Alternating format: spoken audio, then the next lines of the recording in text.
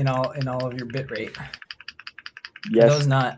For those not watching, Zach is flipping through all of his color temperatures, and there was a moment where we were both in sync, just changing our color temperatures on our lights. I think this one's the most natural. Zach still can't figure out which one he was supposed to be on. Wow. No, this is the one I'm supposed to be on. That's very good. Oh, all right. Oh, look, When I Film Podcast is live. Oh, what? I just got a YouTube notification. You know the funny part about live streaming that I've never understood is that if you're watching a VOD of someone's channel, it's like the moment you click on it, they say, "Hi, everybody." And I've tried to do that, and it doesn't work. Like there's like a 5 to 10 second window between hitting going live when you actually, go live, and I don't know where it is. I can't find it. So, Oh well. Did you get a haircut? I did like 2 weeks ago. Oh, okay. It's just a lot shorter than I'm used to it. Yeah. I don't think I've seen you in that time. Wow, that's crazy. See my neck. I don't remember the last time I saw you. No. Was it? It wasn't Iron Lung, was it? Saw you? Probably, actually. Yeah. And that was quite a while ago for a certain someone's wedding. I guess I don't have Toy Story notes. I was trying to find Toy Story notes. Did you get married already? Yeah. It's Jordan. Oh. Jordan, who composed the music for our intro music. Oh, Jordan's wedding. And our the custom soundtrack for both our audio dramas. So. I thought you were talking about somebody else who got married from the podcast. I don't know when that wedding is, though. I don't know who you're talking about. Just message me. Okay. Sorry, I'm hungry and I'm still on 4th of July candy, so. So, I feel like it's been a while. Sorry, this is disgusting. I shouldn't be doing this. Yeah, we love to hear that. Listeners will love that. Just terrible gummy or gold bears. Mouth noises. Okay. So last week was my anniversary, so no episode. But the week before that was Left Behind with William, which was actually very fun. I didn't realize how passionate I was about that. Before that was the Nolan Cinematic Universe, which we had a lot of fun with. And then Born Again, season 2 with Parking Lot Takes. So I feel like, and before that it was Movie Hot Takes. So it's been a while since it's been just you and me. But there's a little backstory to this episode. Is there a slight audio delay? I couldn't tell you because Riverside makes your personal, like my personal video look perfect and crystal. So, and Zach's looks bad. Like, I don't know. Can't help you. What? What do you mean mine looks bad? Not looks bad. I hope that Riverside uses like your default. Like I hope Riverside isn't sending it to my computer and then sending it live. I hope it goes to YouTube Studio straight, but I don't know. Don't know how that works. Anyways, the story behind the Toy Story episode was that when I did, it was the episode called, or the mini announcement called like The Time Has Come or something. It was right after Anya was born. And I was like, I can't keep doing the podcast at the same steam. So while we were still just recording and I was editing them, before we went to the live stream. That week's episode was supposed to be Toy Story and actually was 25th anniversary, I believe. Oh, yeah. Which wasn't on purpose. Wasn't on purpose. That was the funny part. We were messaging like hours before I called it and said we weren't going to do it that week. And we were like, dude, this is crazy. This lines up perfectly.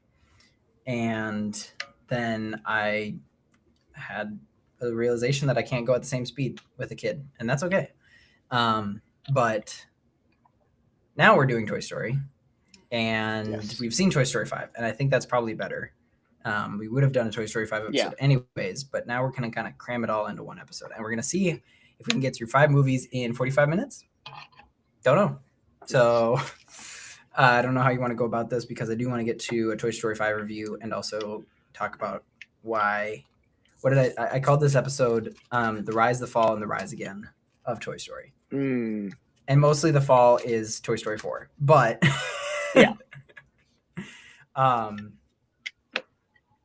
We're here to talk about it. And I wanted to start just by Zach saying, like, what do you think of Toy Story? What is it? Where does it sit in your encyclopedia of movie knowledge, and how important is it to you? Like,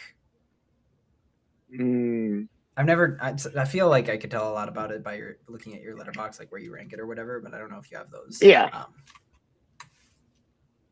Those I don't in there. I don't think I have a ranking of Pixar or Toy Story. No, I don't have a list of. I should make a list. A Pixar ranking would be fun. I should make that. I've given you an idea. There we go. That'll be fun. I mean, Toy Story, the whole like original trilogy was like such like major films in my childhood. I loved all three of them so much. My grandma growing up had a VHS of Toy Story 2. So that was always fun to watch, just like in her basement. Yeah. So they're closely tied to my childhood. And I can't tell you how many different Buzz Lightyears and Woodies my parents have in their basement right now from us all growing up. So yeah, very close and very personal movies, I would say, for my childhood. So what about you? What is your? I'm looking at Letterboxd now, and it's advertising their pro version, and it's Project Hail Mary. It says ad free question. Amaze. Doesn't matter because I have an ad blocker.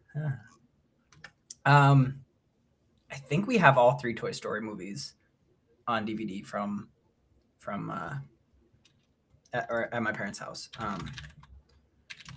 And Toy Story 3 is way older than I realize.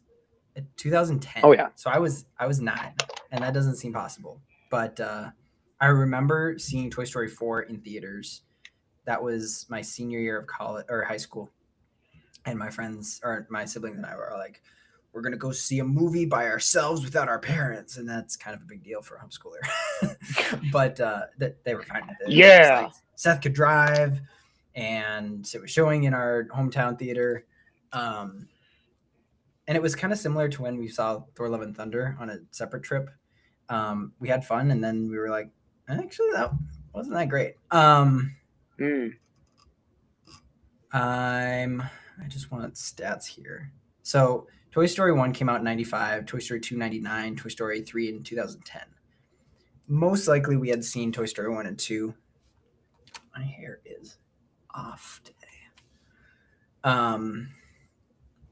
So obviously my dad must have gotten 3 after it came out, but he never, to my knowledge, got 4 on DVD because that's he doesn't really get DVDs anymore. Yeah. But I started comparing the visuals after Toy Story 3 came out because Toy Story 4 came out because everyone else was. And yet as a kid, you don't see that stuff. I think that's kind of important, even though Pixar and Disney can say they make movie, grown-up movies for kids to watch, or however you put it. I think it's kids' movies for grown-ups to watch. I think that's what you meant. I think I meant it the other way. Kids' movies that grown-ups can watch is like a non-pain, like it's not annoying enough to leave the theater. I'm sorry, I'm messing with my hair way too much. I mean, like Soul is a very deep movie for an adult. Yeah. And Up and all that. And I think Toy Story can get there, but it's also it is a kids movie. Anyways, I'm saying that the way it looked, yes, it was great for 1995, but it just got better and better. And yet, as a kid, you don't see that. You don't see the plastic to find a better word for it. Plastic look to them and looking all flat and low poly and all. But they're great movies. I still think that they could have ended at Toy Story 3. The same way that I feel about Toy Story 5 is how I feel, actually almost to a T, with Daredevil TV shows. Because first three are great, fourth entry is kind of meh, and then the fifth one is redemption. But do you really want the redemption if you never had the pitfall of the fourth? Yeah. That's kind of my perspective. But the other one that's in there that we might touch on is Lightyear, which I haven't seen, and people love to hate that one. I understand what it's supposed to be, but I don't think it was necessary. They just wanted an action, kind of the way that Buzz is in the 1995 one, where he's like the cool new thing. Like space movies have always been cool, but they just wanted the same IP with space adventure that honestly retcons a lot about what we knew about Buzz and his lore. But have you seen I can Lightyear? rant. Oh, Yeah, I can rant about Lightyear. And another Buzz Lightyear project that has been lost and forgotten that I'm quite passionate about. Yep.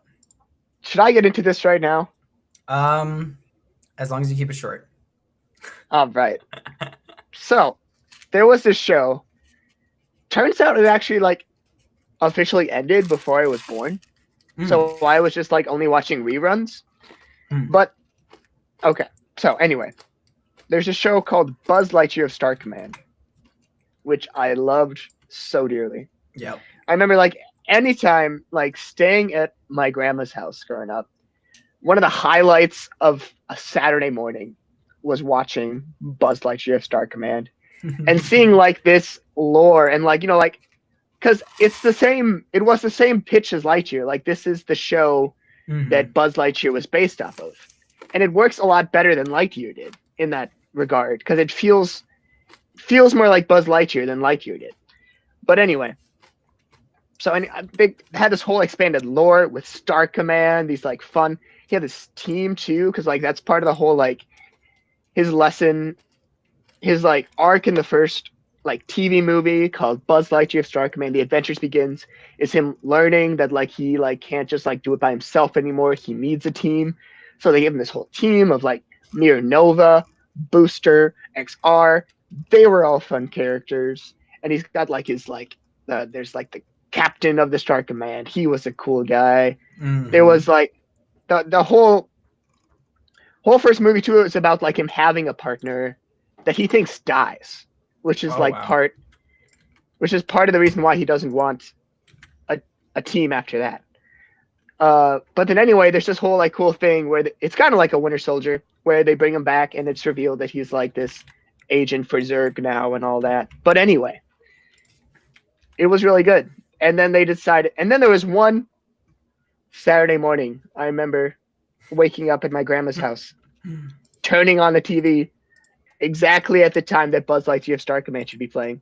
No. And it was Mickey Mouse Clubhouse. And I was so heartbroken. I was like, where's Buzz Lightyear? I was scrolling through all the Disney channels and I was like, where's Buzz Lightyear? And Buzz Lightyear was gone. And I was heartbroken. So sad. So, and then years and years later, they announced this Lightyear movie. And at first, I'm like, yo, maybe this is kind of cool. And then I think it's my sister who messaged me, is like, wait a minute, are they replacing Buzz Lightyear of Star Command? And I'm like, hold up, I hate this now. So and they pretend like they don't, like it doesn't exist, right? I mean, yeah, because I think they're on YouTube, but they're unofficially on YouTube. You can watch basically all of it, I think. Yeah. But I think what happened is like John Lasseter didn't like it, so it just kind of disappeared. But now like Pixar doesn't like John Lasseter anymore. Yeah, which is its whole thing. Yeah. But so they should really bring it out of the vault. Disney Plus, if you're watching this, they're not. Please give us Buzz Lightyear of Star Command back. Yeah. If you know anyone working for Disney, please let them know. Yeah. I need it back. But anyway, and then Buzz Lightyear, the movie, feels just like such a basic, forgettable, sci-fi movie that they just threw the Lightyear IP on. Yeah. And it's so dumb for more reasons than one. Mm-hmm. Like the whole Zurg reveal. Yeah. You know about the whole Zurg Oh, reveal yeah. in that, right? Yeah. How sure. it's Buzz from the future. Yep. And the reason that he's called Zurg is because the Zurg bots can't say Buzz when Buzz is one of the most basic noise you'd expect a robot to make. Yep. So anyway, I feel strongly about Lightyear and Buzz Lightyear Star Command, but I can get off my soapbox now. Okay. Sounds good. Yeah, I only know about the Lightyear movie from what do you call it? Osmosis? No. What? I'm confusing myself. Pop culture. I've seen clips. Yeah. Highlander says, I think the anime/show was the show that Buzz was based off of, and the new one is based on the true story that the show is based off of. No. That's a stretch. The best. I mean, that way you could still have the Toy Story 1 be based, or that wave of the toys be based on the show, which was based on something, you know, when something's retold, then suddenly you can't. But the hard part is that they say that at the beginning of the movie, right? Like, this is that movie. The best retcon I've heard is that Lightyear is the gritty, mature, unnecessary reboot of the movie that Andy saw. Oh, yeah. I suppose that makes sense. So that's what I choose to believe it is. Yeah. Anyway, cool. I have a next question. We're going to talk about Toy Story for the next 25 minutes. Less than, I don't know when you actually want to go. I can go longer than 4, actually, but is she okay? Anyway. Okay, so yes. Here's Zach. what I think to start this. I want to ask you, how would you rank the Toy Story franchise? Oh, that's right. There's been a lot of rankings that have gotten hate online. I don't know why people put 4 so high. It looks beautiful, but it's not that. It's the worst of them all. In best to last, I would say 3. 3, 2, 5, 1, 4. 3, 2, 5, 1, 4. But that's me saying, that's like me. I just said that 4 people rank it high because it looks good. That's the only reason 5 would be above 1. So maybe 3, 2, 1, 5, 4. But 5 is like a high B or a low A still, even at 4th place. Yeah. Mm-hmm. I don't know. What would you rank them, and why? Well, I think it says a lot with how you rank the first 3, especially because they're all like A+ movies in my mind. So it's like trying to put one above the other. Yeah. I would probably say 2, 3, 1, and then 5 and 4. 2, 3, 1, 5, 4. Yeah, I think that's what I would say. That's the same. We just have 2 and 3 switched. Yeah, I say 3 is top because it's the only one that can almost make me cry. Both with the incinerator scene and the finale, which should have been the end of it. 2 and 3 are really close. They're really close, and I would tend towards your ranking because of how much 2 affects 5. It'd be really funny if we were just talking about numbers and not movies. Yeah. Dude, 7's the best number. 7. 6, 7. So no, stop.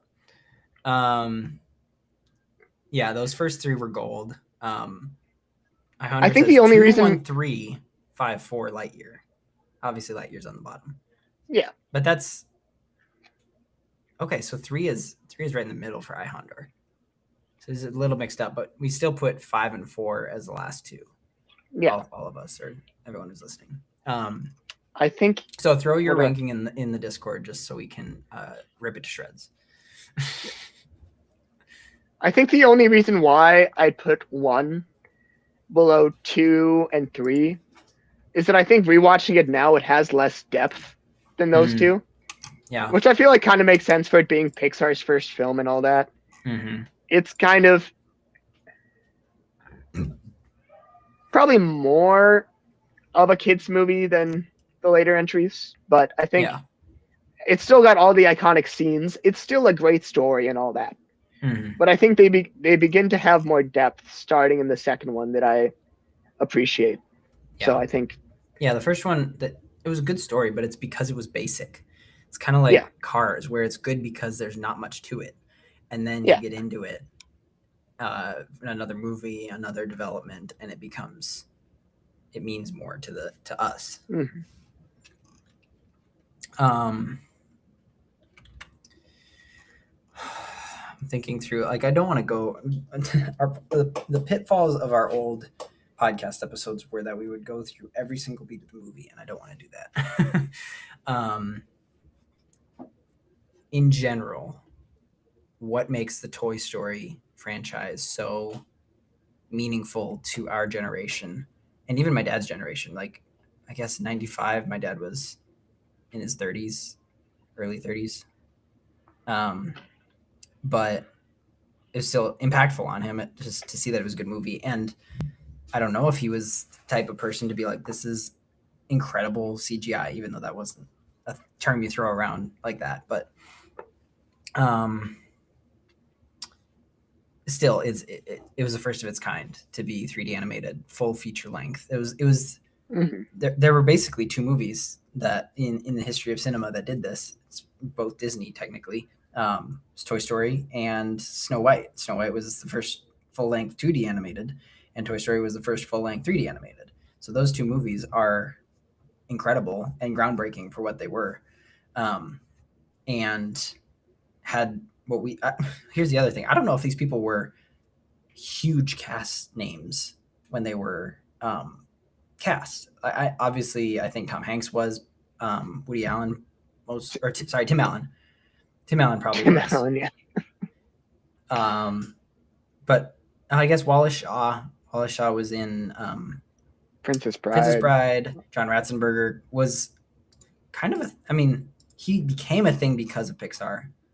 But No, he was in Cheers, I think, before he was in in a lot. Pixar. He was in, but he acted physically in a lot of them. He was in the first two Superman movies. Oh, was he? Yeah. Mm. Technically, he wasn't in Toy Story. What? That can't be right. What?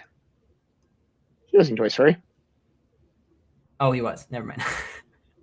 I don't know why I just read over it. But then he was in A Bug's Life, and then Toy Story 2, Monsters Inc., Finding Nemo, Incredibles, because he became John Ratzenberger. Well, and like Don Rickles, who plays Miss Potato Head, was a big actor too already. That's right. And then he passed before 3 or before 4? Before 4. Okay. Or maybe before 3 came out. And he recorded lines for 3, but it might have been a situation where he died in 2017. So Toy Story 3 came out. Oh, yeah, so that would have been after. Yeah, that would. And he played a big part. He played a big part in Toy Story 3. So yeah, that was really fun. And the actor who plays Slinky is like the guy from like all those like Ernest Goes to Camp and the Ernest. Yeah. You would all know what I'm talking about? Yeah. Jim Varney. Well, I don't know what you're talking about, but Jim Varney is that character. And he was another one that they dedicated to. Yeah.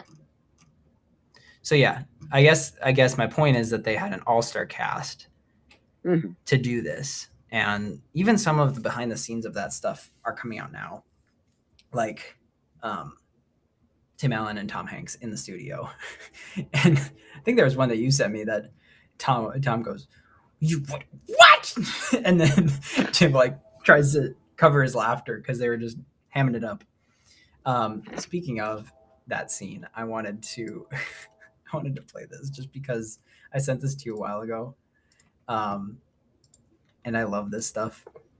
Here we go. Oh, it's this one. Responsible for delaying my rendezvous with Star Command. You are a sad... What? What? You are a What sick. are you talking about? You have my pity. Farewell. What? Oh yeah, well, come back. Go away. No, oh, you gotta come back. I have an even better one I can send you if I can find it. Okay. I will await that. Oh yeah, well, come back. Where are you sending it? Just so I can prep. I'm gonna try to send it on Instagram or not Alright. Instagram, Discord. It's two very different things. Okay, I'll await that. Anyways, YouTube poops of that are funny. And I don't know why. And then the I'm sure I can't say that everyone's seen, but Buzz, look at alien. Where? Ah! I can't. It's a very professional show here, guys. Dabu dee dabu da. Oh, there we go. Easy. Oh, for some reason I left there. But Hopefully that doesn't cause a problem. That's not what I want. I mean, I heard you talking the whole time still, but it did a countdown again for a second, and it's saying I'm at 14 seconds in right now. Did you get what I sent you? Yes, I'll get to it in a second. Oh. Okay. Yeah, that's the same one I just pulled up. That's definitely better. Oh, okay. Yeah. You're mocking me, aren't you? Oh no.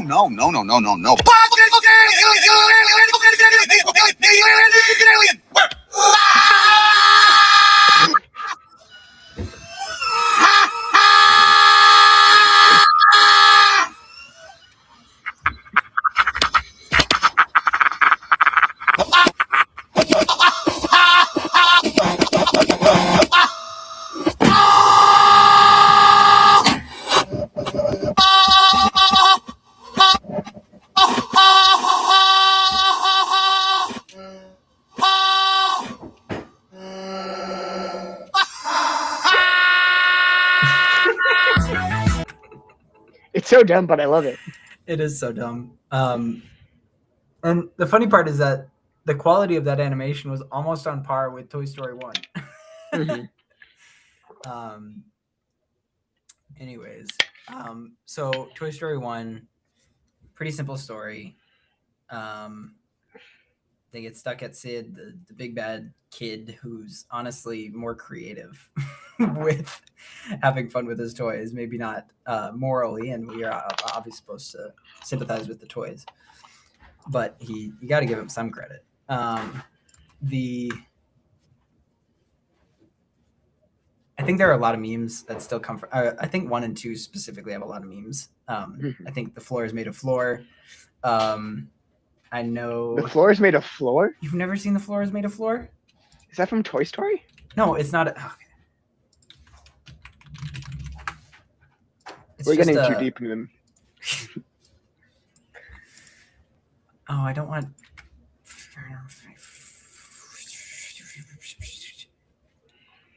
I can't find the original. There's so many. The floor is made of floor. Okay. Yeah, it's just this. It's just this. Yes, the floor is made of floor. Right. Except it's a bed. Anyways, I'm sure if you looked up Toy Story memes templates, there's going to be a lot, just because people remember that as a reference for funny moments. How does Toy Story 1 end? Because Toy Story 2 has the penguin singing. I forget his name. Well, there's the truck chase, and then. Well, yeah, the Falling with Style. And then it's just the Christmas afterwards. Oh, really? Yeah. Where the toys hear that, like, you know, they got Mrs. Potato Head. Yeah. He's a puppy. I didn't realize it was that. Oh, there's a puppy too. That's right. Quick and abrupt, but yeah, it was basically a goof cut off. Mm-hmm. Is it Wheezy? I was gonna say Squeaky. I'm not gonna. Okay. We're not gonna watch this one, but I gotta share it in the Discord live chat. Anyone who knows Studio C,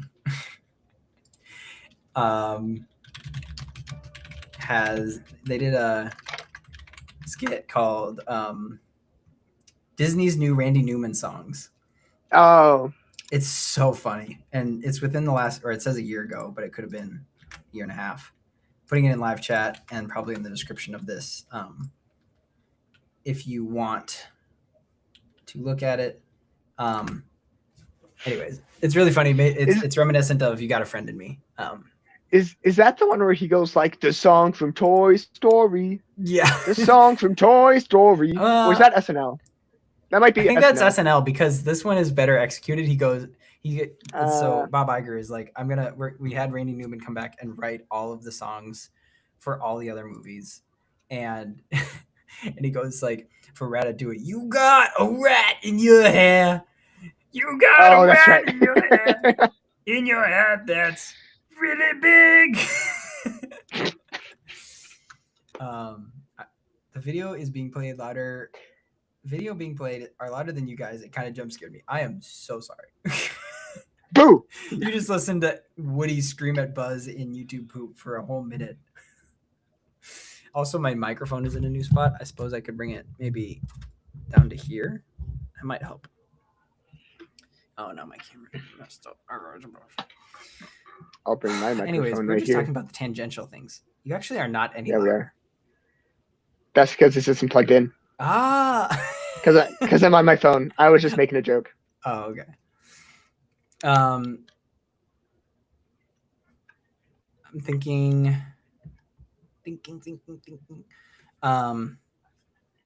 Toy Story 2 was not originally intended for release in theaters, but as a direct-to-video sequel to the first Toy Story with a 60-minute runtime. The Disney executives, however, were impressed with the high quality of the in-work imagery for the sequel and were also pressured by the main characters' voice actors, Hanks and Ellen, who decided to convert the Toy Story 2 into a theatrical film, which turned out to be an even greater success than the first Toy Story, grossing over or almost $500 million, which I want to see.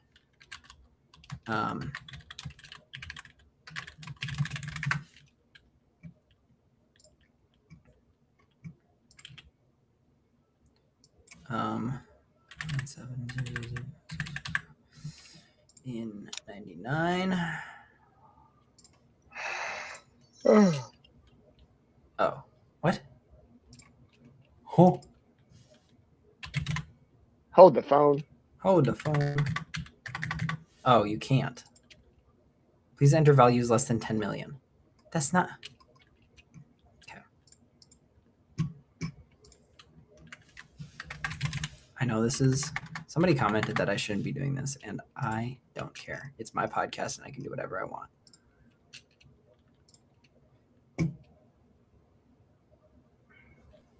Dead air is a bad thing, sir. So much dead air. Dead air is a bad thing. I'll fill it. The song from Toy Story. Stop. The song from Toy Story. Okay, we're done. Done getting distracted. I didn't find my answer. So, there. It would have made a lot of money in today's dollars. A lot of money. Many dollars. So Toy Story 2, some people, Ionder puts it as his top one. I think it's really sad with Jesse's story. It gets sadder with Toy Story 5, which we still need to get to. But I also everything was beautiful. Sorry. I also loved the Woody's arc to try and be like, is he the collector's item or is he a toy? That's kind of the next natural step. I think 1, 2, and 3 have those natural steps of like what would the next part of the story look like. Of course, Woody would be a collector's item because there's only one of them or whatever. Toy Story 3, of course, Andy grows up, and so on and so forth. So, and of course, everyone lives happily ever after. This is technically where Buzz and Jesse's love story starts. And I think I sent Zach something like the whole reason Toy Story 5, not the whole reason it exists, but a big part of Toy Story 5 is just because they wanted to make a single joke in Toy Story 2 of Buzz liking Jesse. And that was supposed to be throwaway. It was a thing in Toy Story 3. I don't even remember Toy Story 4 all that much. I'm sure it was in there, and then Toy Story 5, he's like, in Toy Story 5, all the buzzes try and like they're like the queen, and that's why they're all there, and they're like not worshiping her, but they take orders from her because she's the boss. But anyways, anything about Toy Story 2? I think we have a lot to say about Toy Story 3. Do I have any other thoughts about Toy Story 2? Do ya? Yeah, I think just the basic. What? Do ya? Huh? Do I? Well, first off, I just I mean, it's a story you'll hear many other places, but I think it's the whole story about how they almost lost Toy Story 2. Yeah, that's a famous one. Yeah. But then just because like one pregnant woman was working from home is the only reason the movie still crazy exists. that you were working from home in 1998. It was weird that my dad was working from home in 2002 when he moved away from the cities to our home where they live now. And it was called telecommuting. And I mean, he was still in meetings and such, but like to even have a computer to animate on is kind of crazy. So I don't know how that works. Maybe Pixar artists just make bucks, or it was I don't know. I don't know what working from home in 98 was like, but I also have heard that that's not the case, and that's just a dramatic story. But I don't know. I'm not gonna fact check that now. I'm pretty sure I saw that on like the first place I saw that was like a bonus feature on like the Toy Story 2 DVD. Oh, so okay, I think it's true. That makes sense. And then the lady was like just like let go from Pixar like last year. So yeah, man. Yeah. But what else? I mean, I do think Toy Story 2 has the very interesting, kind of like that theme of identity and purpose that we see continue to be explored throughout the rest of the franchise. Like, is Woody meant to be a toy and have that relationship with his kid, or is he meant to be put on display for everyone to see as a collector's item? Yeah. And just kind of like choosing that to be a toy, choosing to be with Andy and just having that connection with him, was more important than him than like any of the fame or whatever he would have found from being a collector's item. So yeah, I think it's interesting to see that explored. Yeah. So.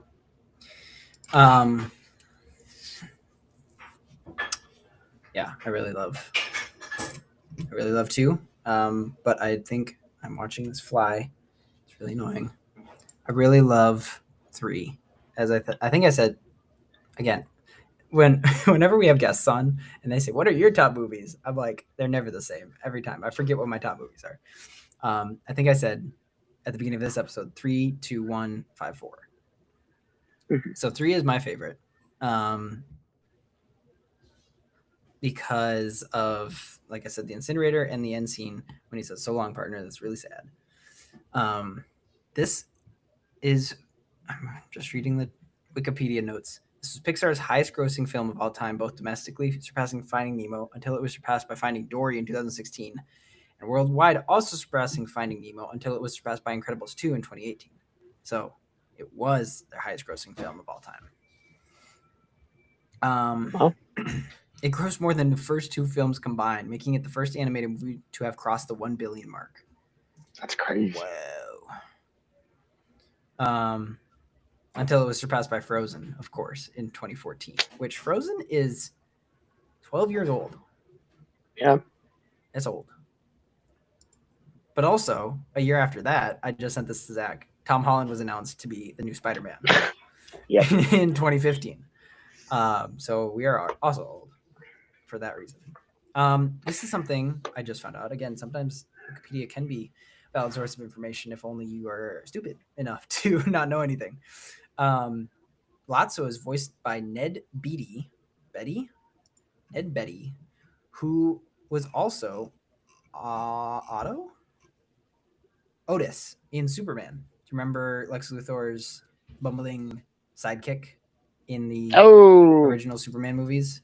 Yeah. Otis was Lotso. So I need to rewatch those. I still only watched the first one. I need to watch the rest of them. You don't want to watch the 4th one where he's fighting Atom Smasher. I want to watch it like once. Yeah. Yeah. I've only seen the first though. I have to find time to watch the Yeah. rest of those. But Oh man, I quit Wikipedia. Can't be doing that. Wikipedia. For using Wikipedia as your source of information. What did I think I shared saying that Wikipedia is not a true source of information, but then having everybody tell you that to just ChatGPT it is crazy. It's quite a unique world we live in. Anyways, Toy Story 3. Beautifully done. Looks amazing. I think it's kind of a theme of teaching kids not to trust everybody because Lotso seems so nice. And I don't think anything before that tells us that he's evil. Because the first time we see him, he bursts into the room. He's like, "Welcome to Sunnyside." And later, it's maybe the adults pick up on it. I don't know, but it's definitely one that you can't just trust everybody that comes into your life like that. And even if they seem nice at first, Yes. Let's also, give kid trust issues. I think Lotso has a sad story too. It's kind of the same as Jesse's, and I kind of wish that Jesse close. and he had a moment. Jesse kind of got sidelined in 3, but having him have the army of toys at his disposal was pretty scary, and as scary as in how much a kids movie can. But it's also I think about Lotso not getting the attention he needs, saying she didn't play with me or whatever, or she found another one to play with. He was, I guess Lotso's kind of the perspective of all the toys that we've followed from 1 and 2 in one character. So he has a duplicate like Buzz, and he was left like Jesse. I guess I don't know what his connection with Woody would be. I believe I guess he has a pull string that makes him say stuff. I thought he did. I thought he said. I don't think he did. Lots of hugs. Oh, maybe that was just his tagline. Yeah, I think that was just his tagline. Anyways, he has all of those things together in one character to be able to. We've already gone through the process, but unlike our one of these days, unlike our heroes, he doesn't come out of it changed. He just gets bitter. And even, I mean, his downfall right at first was when Baby throws him in the dumpster. Because he wasn't letting Baby feel, I guess. But then I think it's pretty funny to have the incinerator scene happen and then the aliens save them because of the claw. We are eternally grateful. And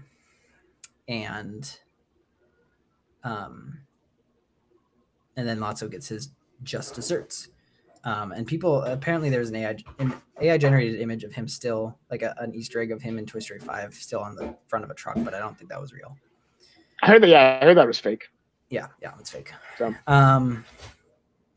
But also Michael Keaton was It's Ken. I was gonna say Barbie, but Ken. Yeah. And that was one of those voices that I didn't realize was a thing or was him until I looked it up. Also, the Toy Story 3 poster, or one of them, is all of the toys in one with just a 3 in the middle, which is great, but that kind of shows how cluttered it's getting. Now you have the Sunnyside toys, you have the other girl's toys, the one who's been the main character for 4 and 5. Bonnie's toys, you have Andy's toys, and they're all in there, but it's also showing how it's getting cluttered, almost tongue-in-cheek. Who plays Barbie? Jodie Benson. Yeah. And she was Ariel in The Little Mermaid. She was Ariel. Yes, you beat me to it. She was also a dance workout with Barbie. So she's been Barbie before. And I think, well, she played Barbie in Toy Story 2 as well, I believe. Yes, she did. But even before that, in '92, she was a different Barbie. She was also Lady and the Tramp in just the sequel as Lady. Oh. She seems to have picked up a lot of the sequels because then she was in 101 Dalmatians 2 as Anita Radcliffe. I believe that's the female. And her last couple movies have been Once Upon a Studio, which I think was that was the that was the anniversary special thing. Yeah, anniversary. She was a cameo appearance in the Little Mermaid live action. She was Ariel in Ralph Breaks the Internet. So she's kind of been Barbie and Ariel for a while now. Yeah. She was in Batman Beyond as Aquagirl. Really? Yeah. You know Episode that? The Call, if you're curious. Dude, Get distracted. What? That two-parter in Batman Beyond was so good. I mean, I'm getting so sidetracked, but if you're gonna watch any Batman Beyond, watch like those 2 episodes. Yeah, that's the I'm sorry, I'm flash researching. That's the Justice League one, right? Yeah. The Call. Superman's got such a cool suit. Is a futuristic Justice League, a springboard for the Justice League animated series. Yeah, because that was before the Justice League cartoon even started. Sure. Which is wild to think about. Yeah. Anyways, back on track. Yeah, Toy Story 3, great movie. And then Andy at the end playing with them one last time. And weirdly, the plastic smiles they have give more emotion sometimes when you see Andy playing with them. And that's weird to think about, but it works. It makes them, because sometimes when they're sad, they'll break character for a second to look sad or look concerned.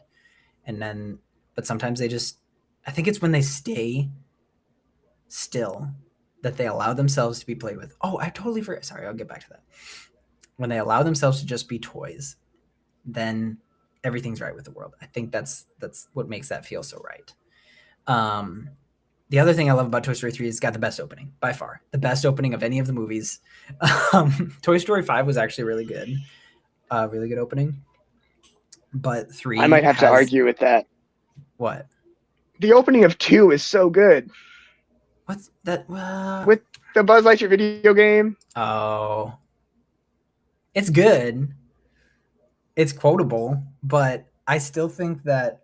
Okay, so Toy Story 5 starts with, or includes, I shouldn't say starts with, what imagination feels like. And that, I think, is perfect. Yeah. It's got a little bit of extra stuff. It looks dreamlike. That's cool. Toy Story 3 is like an action adventure. There's a train robbery. There's aliens. There's dinosaurs. It's a boy's dream. So technically, it's the epitome of Andy's playtime versus Toy Story 5 being the epitome of Bonnie's playtime. And I did love the Buzz Lightyear opening from 2. I still would put that below 3. Okay. But I'm remembering 5, even though it was just a couple weeks ago, and how that scene with even the Blaze's toys played out. It was so fun to have, especially Bullseye talking, which we're not there yet, but I love the play scenes in all the movies, I think. We need to move on to 4. I don't have much to say because I forget. You didn't let me say anything about 3. Oh, my bad. Go ahead. Well, I think what's interesting with what you're saying about Lotso is that, with how much like the first two films are about like a toy's devotion to their kid. Yeah. I mean, the thing is, like, Lotso had that same devotion to his kid. Mm-hmm. But then we see like what could happen, when that toy feels abandoned. And just kind of like you were saying, there's like that comparison then with Jessie of like the different. I mean, I think we see Jessie just, kind of like give up on being a toy after that, as she does become a collector's item for Al. But then with Lotso, we see him just kind of become like cold. I mean, how do I want to say this? And just kind of like keep these as many toys as he can, just kind of like believing kind of the lie that he believes himself, that like they're not worth a kid. Yeah. They're not worth having that relationship. Mm-hmm. So I think that's just interesting to see, you know, when like a villain kind of like becomes when the villain of a movie is like kind of like the extreme of what we've seen from like the main characters in the first couple movies. That's always really interesting to see, and I think Lotso embodies that pretty well. So Yeah. and I agree. bro, it was so funny when I first saw. Did you see Toy Story 3 in theaters? I don't think so because we never really did theater movies as a family of 6. That'd be pretty expensive. That's fair. I saw it in like this small town theater in Wisconsin. Yeah. That now both times I've gone to that theater.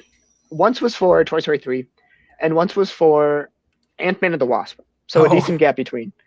But when we saw Toy Story 3, it was just me and my aunt. And the movie ended up like stop working, like right as like Andy was giving the toys to Bonnie. Wow. Like screen turned off and everything. And usually with stuff like that, they start the movie over. Yeah, I mean they didn't do that because that would have been a lot to watch again. Yeah. But eventually we got back working. But it was so sad that it was like during like one of the best scenes of the movie. Mm-hmm. Everything just like shut down. So, but anyway, kills vibe. I think too. I mean, 3's got, you know, that great lesson of like moving on, which I think is interesting because I feel like, you know, that's kind of Woody's main theme going into 4, but seeing it with Andy and the toys realizing, you know, he's grown up and they need to move on from Andy. Yeah. And they can't like they can't stay with him forever. Yeah. I think is a powerful theme that we can like apply to our lives in more way than one. So yeah. Anyway, Toy Story 4. I know. You gotta blitz through that. I really have nothing on 4. How much is fair? I think I said that you could skip 4 and go from 3 to 5, except for Woody being Rogue, and that's basically it. Like you don't need to know much about it. You're gonna skip the Key and Peele, Bunny and Ducky, and I don't even remember. I just know that they were fighting against the collector's doll. That's it. So that's what I got. Yeah, I only saw it once in 2020. Okay. And yeah, I mean, I think there's the interesting thing with Forky about what a toy can be. Yeah. And I think that has interesting implications about how the toys exist and are sentient. Yeah. Which is a whole separate rabbit hole that we don't need to get to in this episode. But I love that though. Again, I think I want to ask though, is Toy Story 4 a bad movie? That's right, you brought that up. I did. And I wanted to hear your thoughts. Well, considering I haven't seen it since it came out, that's probably telling. But I'm probably going to say no because I've seen a lot worse movies. It was a bad Toy Story movie, but a good movie in general. Like, if every movie was the quality of Toy Story 4, I'd be fine. I wouldn't have any complaints. It's because it's legacy. And being the 4th one, it's like you're kind of you have a standard to make up from 1 through 3, and 1 through 3 is so beloved. Now, we were all hating on the idea of Toy Story 5, and then it redeemed itself. So yeah, it could have gone that way, but it didn't, and now it lives as the black sheep of the family. So what do you think? I don't know. I think a bad Pixar movie can still be a good movie. I think there's some exceptions, but with how good Pixar is, you know, like a Pixar movie kind of like at the bottom of your ranking can still be a good movie overall. But I will say, I do think it's a bad Toy Story movie, just in the sense of how it just sidelines a bunch of the characters that, you know, like we grew up with. like a bunch of the side characters that were given plenty to do in the first 3 movies, like Yeah. Miss Potato Head, Rex, Slinky. Yeah.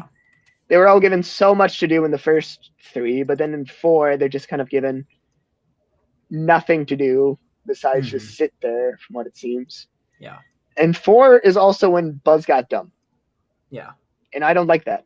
Yeah. I feel like he was still a smart character in the first 3. Yeah. I mean, he was a bit overconfident at times, but I don't think he Mhm. was ever dumb. Yeah. But I feel like ever since 4, they've made him dumb. Yeah. And I don't like that. So Yeah. I want to move immediately to Toy Story 5 so I don't waste any of your time and so we can be done soon. I am now actually perusing your Letterboxd. You have Project Hail Mary. I've always said, and you've said, that you keep 5 stars for special movies. You currently have Project Hail Mary and Meet the Robinsons as 2 of your 5 stars. Meet the Robinsons is really good. It is. I didn't actually see your review of Iron Lung, so I'm reading that slowly. Wake Up Dead Man is 4.5, and Toy Story 5 is 4.5. So you didn't quite give it a 5. What all did you say here? I cried multiple times. I didn't cry, for the record. You cried. Zach Williams here. I like the beard, Zach. You look so old. Thank you. Yeah. I don't know. I don't want to read your thoughts. Just you tell me your thoughts. I mean, what really held it back from being a 5, I feel like, is just kind of my same complaints as the 4th one, just with the toys being sidelined and Buzz being dumb. I don't like that. Yeah. And also, like, Woody didn't feel all that necessary for the plot either, which is just kind of weird. When you have like Buzz and Woody all over the marketing, but then they end up not being the most essential for the plot. Yeah. But that said, I do think Jesse being the main character was a good change of direction for the franchise. Yeah. I think I can tell when you're half paying attention, but when you go, yeah. Sorry. Yeah. Now no, I'm it's okay. You know what I'm doing? I'm adding an episode where we talk about your letterbox. Why is my letterbox getting a whole episode? I don't know. You have a lot of interesting thoughts. Okay. Anyways, yeah, adding. What was that? I was listening because Woody and Buzz being used as the marketing was deceptive, and part of me didn't even want Woody back. What did he do? It was Jesse's story, and I'm fine with that. But he just kind of drove Buzz, and I said that Buzz and Woody fight like an old married couple, which they kind of are, not married part, but fighting for power in that movie. But that wasn't really the vibe from the last couple of movies. I said you said it kind of made sense, but I was like, eh. But I still liked it. Like I had there were so many funny moments, and I would watch it again, and it's the only PG Toy Story movie because of the bathroom humor, most likely. But I liked it, and I would watch it again. That's all I got. Yeah, I think I've heard people who felt differently, but I really liked the twist where Emily, Jesse's owner, ended up naming her daughter after Jesse. Yeah, I love that. I thought that was really special. I think so. I like that a lot. And it kind of shows just like with how it shows with how much like Go ahead, Mr. Musberg. It shows that she never wanted to forget Jesse. Like, she always loved her. And also, like, just because she grew up doesn't mean she didn't want Jesse. Like, some people just don't want their toys. Not every toy can be a collector's item, even if it's not an actual collector's item like Woody. She just also had a lot of trauma from the the miner, the pitch, Toy Story 2, Stinky Pete. Stinky Pete, saying it's an honor to be a collectible and all that. So I just think it's really interesting too, like just with her believing so long that she was abandoned because Emily didn't care for her anymore, yeah, only for her to realize that it was just because Emily grew up, which as we saw in Toy Story 3 is just like a big thing. So Emily realizing that, or Jesse realizing that like Emily still very much cared and looked fondly back on Jesse, was just like so special, and I think it worked really well. Yeah, I do too. Any other final thoughts before we wrap it up? William literally popped in for 1 second. I see his he's gone. I see his the analytics of the stream. It just goes, it's concurrent viewer, probably Alejandro, and then Willie goes bloop, and then he's gone. I think he cut the average viewer duration in half just by doing that.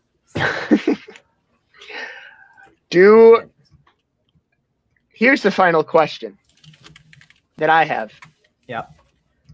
Should Toy Story have continued after 3? Should it have? No. Here's a secondary question that has to do with that. Should it have a 6th installment? At this point, I would say ending at 5 feels weird, which is the only reason why I think I would say yes to a 6th installment. Yeah. Having 2 trilogies makes sense now that we're this far anyway. Yeah. But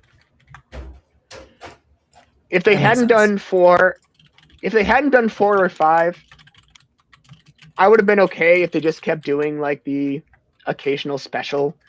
Yeah. Like, have you ever seen Toy Story of Terror? No, but I've heard of it. Toy Story of Terror is really good. Yeah. And then there's Toy Story That Time Forgot. Yeah. Not as good, but still fun. I think they're both on Disney Plus. Both worth watching. Yeah. I think if they would have just given us like the occasional holiday special like that, instead of doing more big movies, I would have been more satisfied. But I think despite being unnecessary, Toy Story 5 was still a worthy entry that felt more like a continuation to the franchise. Where I feel like 4 just kind of felt like an unnecessary epilogue. Yeah. Yeah, I like that. That's a good way to put it. All right. We're over time. Thank you, everybody, for listening or watching. Share this with a friend. I moved my desk, so I don't know where my stickers are. Get your stickers for free. And tell us your ranking in the Discord of how you rank Toy Story movies. Maybe you like Toy Story 4. It's wrong, but maybe you like that. And we have some exciting stuff coming up. Can't wait to share that stuff with you guys. We'll announce it soon. We got another guest lined up, so that's all I'll say about that. We do? We do. You know about it. Until next week, know that you're loved. God bless. Thanks for watching, Mom. Woo.